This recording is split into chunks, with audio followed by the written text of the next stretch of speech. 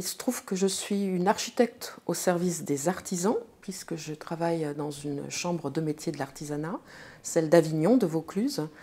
Et en fait, à un moment donné, suite à un programme européen qui s'appelle REPIS, Réseau européen des pays de la pierre sèche, 96-99, quand il n'y a plus d'argent, tout fait flop. Et puis, il fallait rebondir là-dessus. Et c'est l'intelligence de deux artisans, mais boulangers, qui ont eu envie de se dire, mais ce patrimoine que nous avons en Vaucluse, ces paysages-là, on n'a pas envie qu'ils disparaissent. Et il faudrait que les artisans se forment à la pierre sèche. Il se trouve que ces deux artisans avaient des positions d'élus régionaux. Roger Bouvier, il était président de la commission environnement à la région Provence-Alpes-Côte d'Azur, et Paul Gilles, il était président de la chambre régionale des métiers à ce moment-là. Et c'est vraiment eux qui m'ont mis ça dans les mains. Ils ont dit, écoutez, Claire, voilà, on aimerait que les artisans se forment. Mais ces artisans, je leur ai dit, mais ils ne vont pas se former comme ça, puisqu'il n'y a pas de marché. Il n'y a pas de marché parce qu'il n'y a pas d'écrit. Et s'il n'y a pas d'écrit, il n'y a pas d'assurabilité des chantiers. Donc, ce n'est même pas la peine de leur ouvrir une formation. Ils ne viendront pas. Ils sont nés dans le guidon, ils ne viendront pas. Et donc, je dis, si vous voulez vous lancer là-dedans, la première des choses, c'est écrire les règles de l'art. Et donc, grâce au ministère de l'Artisanat, la direction de l'artisanat, à ce moment-là, il s'est trouvé qu'il y avait le développement durable qui les préoccupait. Le ministre insistait, trouvez-moi des contributions des artisans au développement durable. Et moi, je suis arrivée à ce moment-là. On m'a dit, oui, finalement, ce que vous nous dites, ça nous interpelle, vraiment, vraiment, voilà. Et donc, ils nous ont donné du financement pour écrire ces règles de l'art. Et puis, le problème, c'est que ces artisans qui avaient encore ce savoir-faire, ils étaient rares. Et finalement, c'était grâce aux associations de patrimoine ou de chantiers de jeunes bénévoles qui avaient pu finalement préserver ces savoir-faire. Et donc j'ai surtout trouvé ces gens au sein de ces associations parce qu'ils étaient encadrants techniques des chantiers, des choses comme ça. Et puis certains artisans aussi, un peu partout, parce que je ne me suis pas cantonnée au Vaucluse, c'était pas possible, le sujet est intime, mais il concerne tous les territoires qui ont de la pierre sèche. Et donc, voilà, venant de Corse, je savais de quoi je parlais, étant en Provence aussi, je savais qu'il y en avait ailleurs qu'en Vaucluse, voilà. Et en fin de compte, identifier tous ces gens, les convaincre de venir se rencontrer à une réunion, s'écouter, se parler, se respecter, ça a été un projet, voilà, une ingénierie de projet très, très complexe. Parce qu'au début, ils étaient un peu réticents. C'était compliqué, mais ça a été vraiment une belle aventure, quoi. Avec Paul Arnaud, qui m'a beaucoup aidé, qui avait une petite entreprise à Pernes-les-Fontaines, là, qui travaillait dans le monument historique, dans la pierre, mais aussi dans la pierre sèche, la calade et tout ça. Voilà, on a eu un noyau vraiment de militantisme, c'était le cas. Et on est parti comme ça, dans cette aventure. On a pu rédiger ces règles de l'art, et après on s'est dit, il faut un diplôme national de reconnaissance du savoir-faire, etc. Mais ces règles de l'art, on ne les a pas fait qu'avec des artisans, pas qu'avec des murailliers. On les a fait avec les grands labos d'ingénieurs des grandes écoles, de nos grandes écoles publiques, parce qu'en France, la corporation des ingénieurs est très, je dirais, elle a une parole qui est entendue. Et pour moi, c'était important de ça. Et il s'est trouvé que dans ce programme REPIS, il y avait déjà eu un départ de relations, c'était grâce à Patrick Cohen, de relations avec des ingénieurs. Et il s'est trouvé que c'était le NTPE, l'École nationale des travaux publics de l'État de Lyon, qui avait vraiment fait des essais scientifiques déjà à Beaunieu. Donc j'ai rassemblé finalement des artisans avec des ingénieurs et ça a été super, une très belle aventure humaine. Étant née au Maroc, et ayant vécu toute mon enfance et mon adolescence en Corse, j'étais imprégnée par ça. En Corse, ça a toujours été mon terrain de jeu en fait. En bas de chez moi, il y avait des terrasses, il y avait des bassins, il y avait des séguias. Il y avait des escaliers comme ça dans ces murs et je jouais pendant des heures. Je faisais des cabanes et tout. Enfin bon, pas des cabanes en pierre, c'était plutôt des cabanes en canne. Mais voilà, ça me parlait énormément. Et puis aussi, durant mes études en architecture, une association m'avait demandé de faire des relevés de bergeries dans la montagne de Lure. Ça, c'était 83-84. Et ben voilà, camping à la ferme, 2 heures de marche le matin, passer une journée entière dans un endroit perdu. Et puis elles sont magnifiques ces bergeries. Hein. Ça peut être comme voilà 5 coupoles ou bien une voûte comme ça sur 30 mètres de long. Enfin, avec toujours la cabane du berger. Il y avait même la niche à chiens. Il y avait voilà tout l'enclos. Voilà. Donc c'est vraiment dans cette montagne de Lure, donc le pays de Giono. Hein, voilà, à l'époque, il y avait des pelouses, il y avait des moutons, il y avait des bergers. C'était super. Voilà. Je travaillais avec une ethnologue et avec un murailler déjà.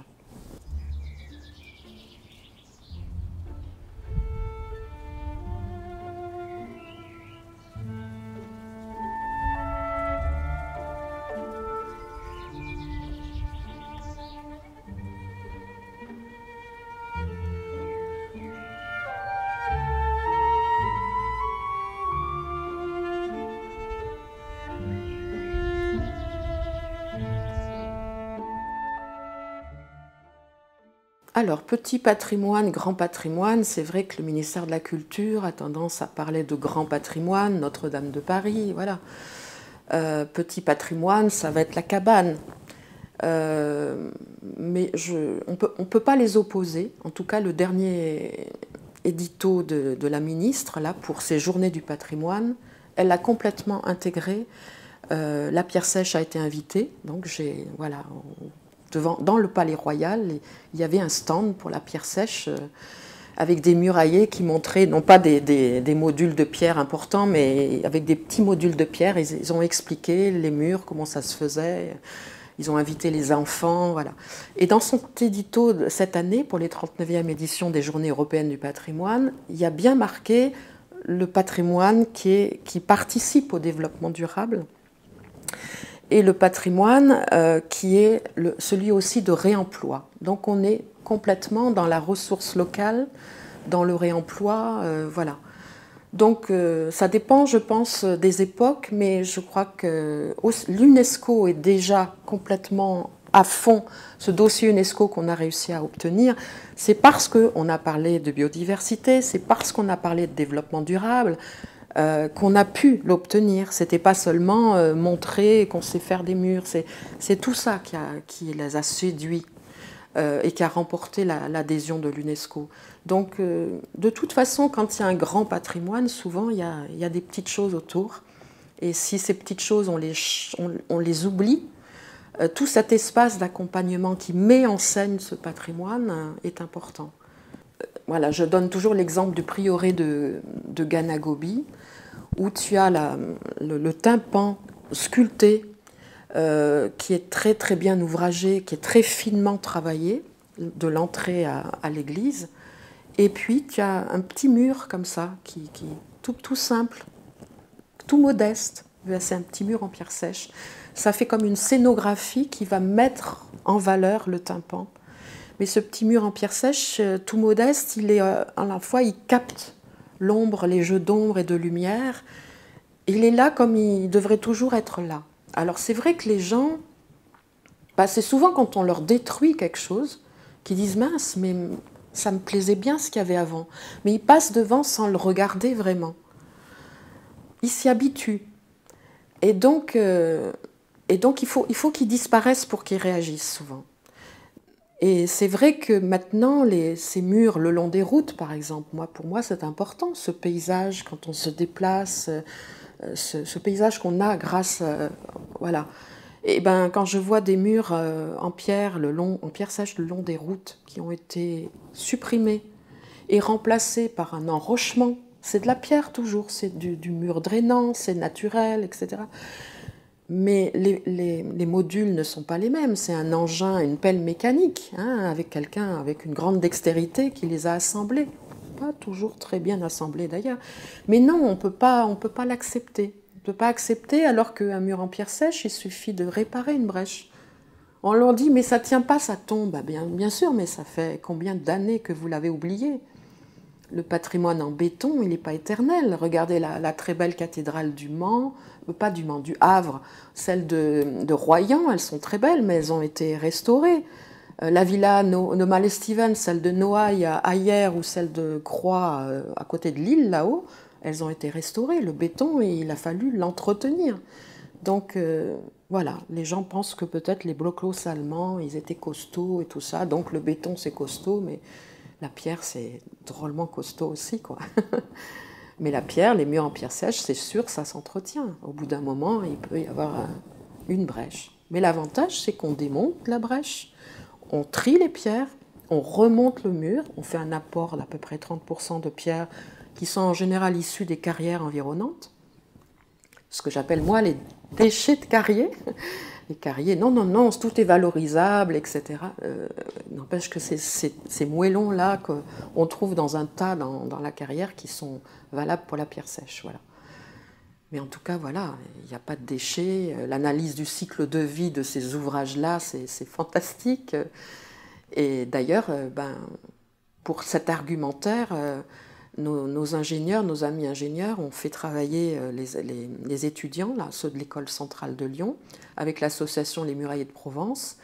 Ils ont vraiment fait des études pour démontrer toute l'ingéniosité et la capacité de ces murs. Ils en ont fait une autre avec les Muraillers des Cévennes pour comparer un mur en gabion. C'est ces parallépipèdes en ferraille dans lequel on met de la pierre et puis on s'en sert comme un Lego. Hein. Donc ces murs en gabion ou ces murs en béton ou les murs en pierre sèche, et jusqu'à 4 mètres de haut, il s'est avéré que la pierre sèche était économiquement pertinente, pas que écologiquement. Voilà. Et là, c'est des ingénieurs qui le disent, c'est pas moi, quoi. Donc moi, je pense que le patrimoine, c'est avant tout notre cadre de vie, et que ce soit la cathédrale ou le petit mur ou le sol, la qualité des sols, la qualité de la végétalisation, tout ça est important. Une haie d'arbres, une route à l'ombre dans des platanes comme ça, ou des mûriers, ou de pins parasols, c'est quand même plus beau qu'une route toute seule.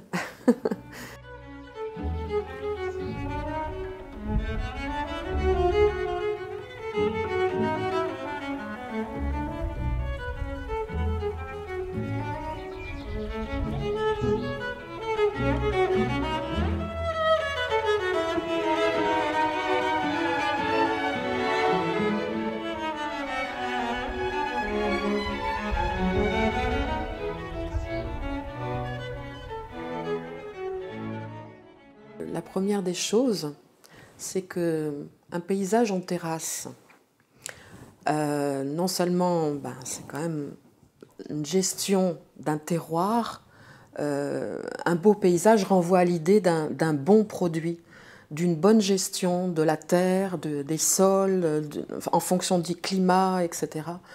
Donc déjà, c'est important, un beau paysage. Et un paysage de terrasse en pierre sèche, en fait, finalement, c'est une simplicité. On travaille en nivelant les collines, on apprivoise la pente, et en même temps, quand il pleut, que ce soit l'eau en excès ou l'eau en rareté, il y a une gestion des bassins versants. C'est-à-dire que l'eau de ruissellement de pluie, elle va pouvoir s'infiltrer dans chaque terrasse, et puis l'excès d'eau va traverser les murs, les murs en pierre sèche, c'est de la pierre, et c'est du vide et du savoir-faire. Donc c'est plein de vide, donc c'est complètement drainant. Donc on a vraiment un système très intéressant.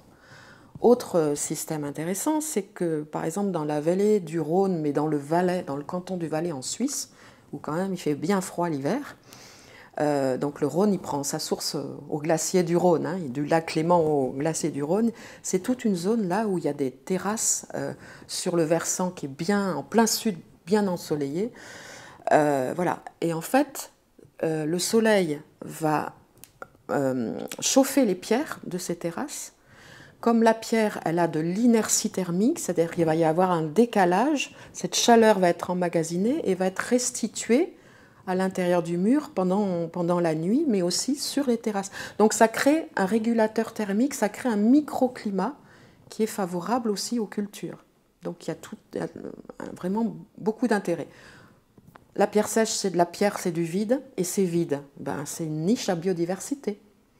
Justement, les Suisses ont démontré dans les années 90, ils avaient commencé quand ils voulaient réparer des terrasses, bon, on les rafistole, on met un peu de ciment, un peu de barre de chemin de fer, enfin, un peu n'importe quoi.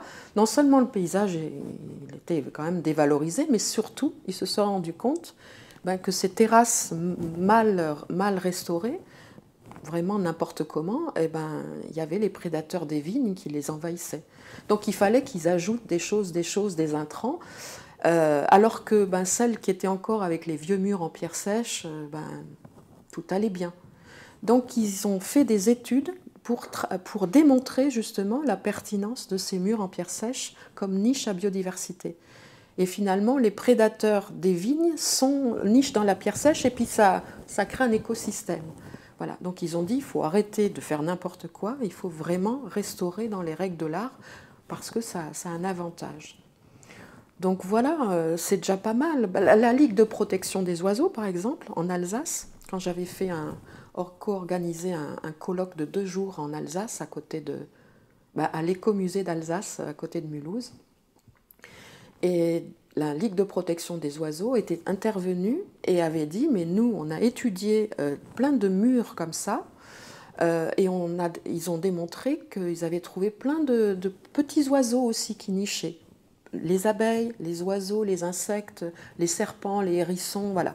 Ils avaient vraiment tout ça qui était là. Donc c'était une richesse fantastique. La pierre sèche, tu travailles avec une matière, qui est la pierre, qui est une matière noble, qui vaut cher. Tu travailles avec des muraillers qui sont tout seuls avec leurs petits outils, leurs tétus, leurs chasses, leurs pelles. Voilà, ils sont tout seuls. Donc tu payes de la matière et de la ressource locale. Mais tu te dis que ces gens-là, ils habitent au village ou pas loin, ils mettent leurs gamins à l'école. Donc les maires seraient bien inspirés de se dire que c'est pas mal de continuer à former ces gens-là. À former aussi tous les agents d'entretien de l'espace, les employés de mairie, pour justement qu'ils entretiennent les murs le long des routes, les clôtures autour des maisons.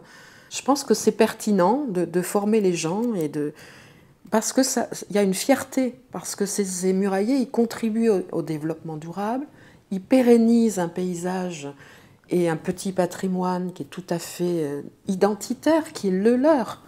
Donc ça a du sens pour moi, ça a du sens. D'ailleurs, les muraillers, depuis qu'on a fait tout ce travail auprès de l'UNESCO, auprès de la Convention européenne du paysage, ces règles de l'art, ces règles professionnelles, ces diplômes nationaux, on se rend compte qu'il y a plein de gens qui ont fait peut-être 2-3 ans d'études ou qui ont fait des métiers et puis qui se reconvertissent en muraillers. On a des gens de filières très très différentes qui s'épanouissent en venant apprendre de la pierre sèche. Au début, ils viennent juste pour découvrir, et puis ils se lancent, et puis ils en font une partie de leur métier. Beaucoup d'entreprises ajoutent la pierre sèche dans le panel de leurs services. Mais il y en a qui font que ça. Alors que ça, c'est en fonction des saisons. Hein. En Provence, juillet-août, il fait bien trop chaud, on peut pas faire de la pierre sèche. Mais ils font voilà, ça fait partie de l'engouement qu'on peut avoir. On n'a pas encore assez de muraillers par rapport au fait qu'on ait promu cette pierre sèche, ses qualités de durable, ses qualités écologiques, etc. Et finalement, on a des parcs, on a des grands sites de France, on a des pays d'art et d'histoire, un petit peu tous ces labels de territoires qui font que les gens sont déjà sensibles au patrimoine et au paysage, qui ont envie de restaurer, et puis quand ils font l'appel d'offres, il n'y a pas. Il n'y a pas parce que les muraillers, ils ont du travail autour de chez eux. Et ils n'ont pas forcément envie de plus. Et puis, je vais citer un cas qui est assez chouette, que j'ai aimé, c'est celui de l'abbaye de Montmajour. L'abbaye de Montmajour, elle est à côté d'Arles, sur la commune d'Arles. C'est un monument classé, monument historique. C'est un monument inscrit à l'UNESCO également. Et là, la DRAC, la Direction régionale des affaires culturelles, a eu envie de restaurer les terrasses au sud de l'abbaye, parce que l'abbaye est sur un pouton rocheux, puis après c'est une grande plaine. Hein. Et elle a envie de restaurer ces terrasses qui étaient complètement abandonnées. Donc c'est Marco Piedra, son entreprise, Marc qui a eu l'appel d'offres du marché. Et donc il était tout seul, il fallait qu'il fasse venir du monde. Et donc il a lancé l'invitation, un peu, on l'a mis dans tous les réseaux. Et puis comme ça, il a eu des muraillers de France entière qui sont venus passer une semaine, qui passaient un mois, passaient 3 mois, d'autres qui sont venus passer plus de temps. Ce chantier a duré 2 ans. Il avait toujours au moins 4-5 muraillers. Ils ont tout défriché, tout démonté les pierres, tout démonté et tout restitué finalement comme c'était, et avec les pierres trouvées sur place. Donc là, Marc me dit, il n'y a eu aucun apport de pierres neuves. Voilà. Ça, c'est une très belle histoire de solidarité et en tout cas, moi, je trouve intéressant. Donc, par exemple, des gros chantiers comme ça, là, ça a marché à Montmajour, mais il y a eu des appels d'offres dans d'autres régions de France. Ils sont restés, voilà, il n'y a pas eu de réponse. Je pense que déjà, c'est important que les écoles, celles d'architecture, celles de paysage, les écoles d'ingénieurs, essayent de sortir des lobbies du béton, des cimentiers et tout ça, et de se dire qu'il y a peut-être plein d'autres matériaux que, voilà, on passe à côté. Un des profs de l'école centrale de Nantes me disait il y a quelques années qu'en fait, il a les ingénieurs pendant 2 ans, je crois. Pendant 2 ans, il leur parle de béton, d'acier, de verre, et pendant une journée, il leur parle de pierre. Et il me disait, mais Claire, c'est incroyable, quoi. Toutes nos villes sont pleines de bâtiments en pierre, et on leur apprend pas ça, quoi. C'est pas normal. Il me dit, en une journée, qu'est-ce que tu veux que je leur fasse en une journée? Donc en fait, il s'était rapproché de l'association Nantes Renaissance, qui travaille sur les secteurs sauvegardés de la ville de Nantes. Et c'est Nantes Renaissance qui leur faisait une journée de découverte de c'est quoi le patrimoine. Et voilà. Donc là, bon, c'était il y a quelques années. Mais peut-être que maintenant, les esprits sont à maturation pour, dans les référentiels de formation, réintroduire tous ces matériaux. Parce que l'éco-construction qu'on nomme aujourd'hui, les matériaux biosourcés, les matériaux géosourcés, eh ben, c'est quoi? C'est ceux qu'utilisaient pendant des siècles. Ils ont fait leurs preuves. Donc si on étudie ces matériaux, on comprend un peu mieux le patrimoine. Et peut-être que si on intervient sur le patrimoine, parce qu'à l'heure actuelle, on va peut-être se calmer dans la construction et essayer de réaffecter des logements vacants, de réaffecter des usines qui ont perdu leur activité, de réaffecter plutôt que de construire. On va aller où, hein? Et ça devient compliqué. De toute façon, il faut reconstruire la ville sur la ville. Hein. Ça, c'est une loi de je ne sais plus quand. Voilà, donc de toute façon, leur apprendre un petit peu plus le patrimoine et ses matériaux, ça sera aussi bien pour restaurer, réhabiliter, entretenir le patrimoine, que de travailler sur une démarche un peu différente, s'ils construisent, s'ils font une extension. Voilà, moi, je suis complètement favorable à la paille, au chanvre, à la ouate de cellulose, toutes ces choses de réemploi ou de recyclage et tout ça, je trouve ça tout à fait génial, quoi. Et ce que j'aime bien, c'est qu'avec ces matériaux-là, eh ben, en fait, on lie les hommes. C'est vraiment, autant de ma génération, quand je sortais de l'école en 85, il y avait les ingénieurs d'un côté, les architectes de l'autre, les artisans, voilà. Eh ben, je me rends compte dans ces journées paille que j'ai suivies, par exemple, qu'on trouve dans le public tout le monde, et tout le monde se parle. La pierre sèche, je l'ai voulu comme ça. J'ai voulu qu'on soit tous unis, qu'on se parle, qu'on travaille ensemble. Parce que croiser les regards, croiser les compétences, c'est comme ça qu'on crée l'intelligence collective. Voilà. Et on avance plus vite. Puis c'est enthousiasmant. On est tous là, c'est une œuvre collective, le bâtiment. c'est une œuvre collective. Si on sépare les uns des autres, on sombre dans la bêtise. Hein. Voilà. Donc moi j'aime bien ça. C'était pas comme ça en 85. Donc en 2025, ouais.